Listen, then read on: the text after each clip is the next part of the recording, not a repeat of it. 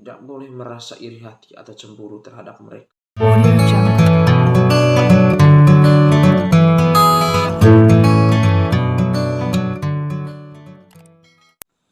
Saudara-saudari yang terkasih dalam Tuhan Yesus, pada kesempatan ini saya berbicara sedikit tentang karunia. Salah satu karunia adalah karunia untuk menyembuhkan. Kalau kita berbicara tentang karunia untuk menyembuhkan, salah satu fenomena menarik untuk kita lihat saat ini adalah fenomena Pastor Andy Simon. Ia adalah salah seorang gembala dari salah satu denominasi gereja Protestan.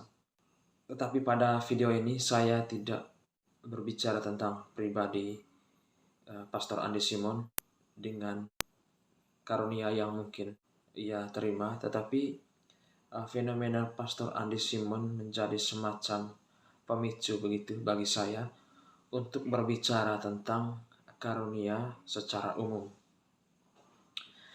Karunia pada intinya adalah pemberian dari Allah.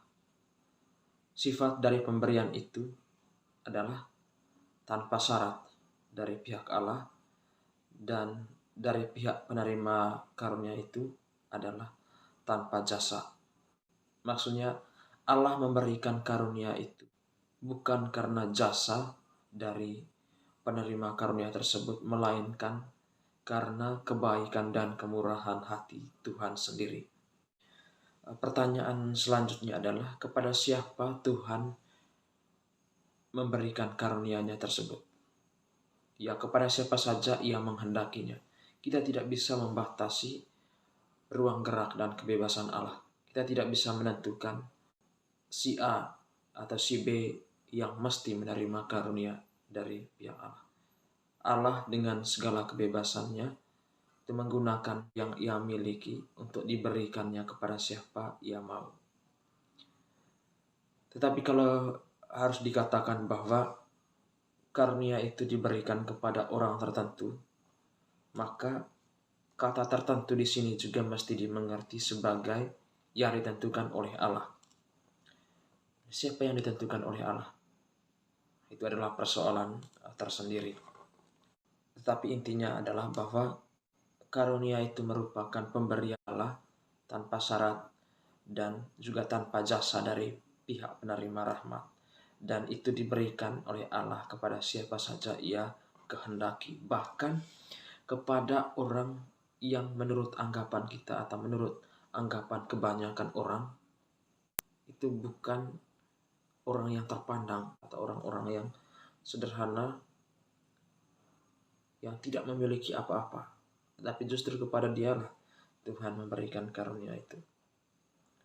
Banyak kisah di dalam kitab suci juga yang berbicara tentang karunia yang Ia anugerahkan kepada orang-orang kecil untuk mempermalukan orang-orang yang congkak. Bagaimana sikap kita terhadap orang yang diberi karunia oleh Allah?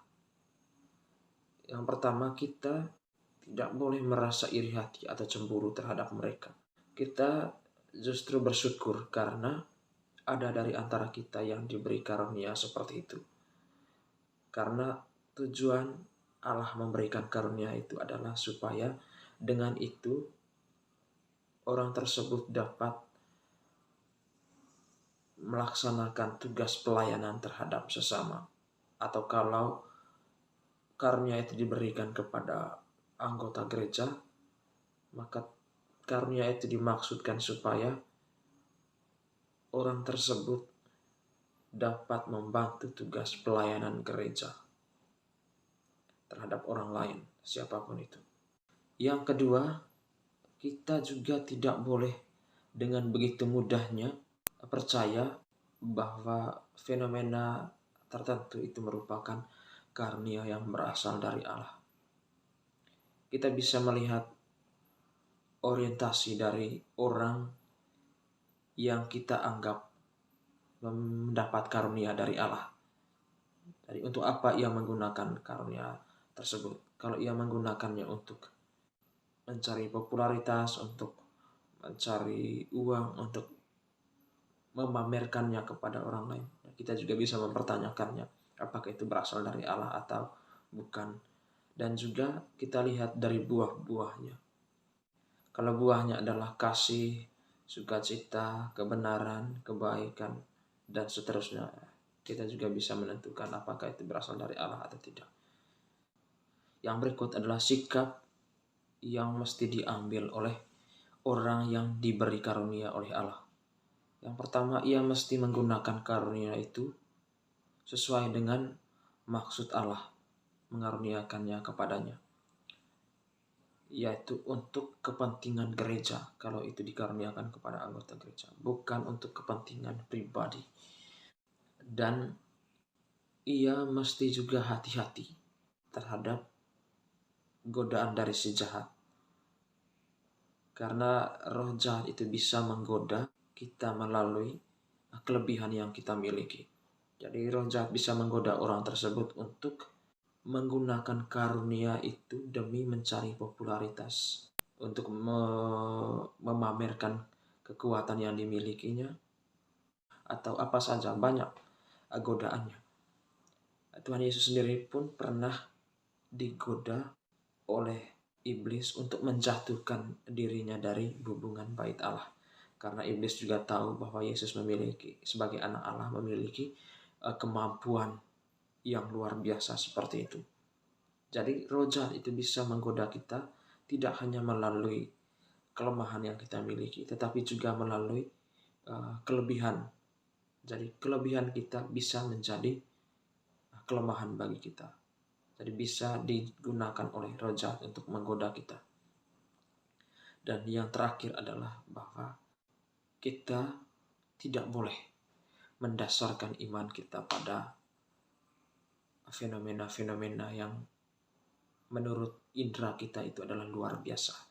Kita mesti mendasarkan iman kita pada Yesus sendiri yang telah mengorbankan dirinya demi keselamatan kita, yang sabda dan ajarannya itu ada di dalam kitab suci dan juga diteruskan oleh para rasul dan para penggantinya, suksesi apostolik.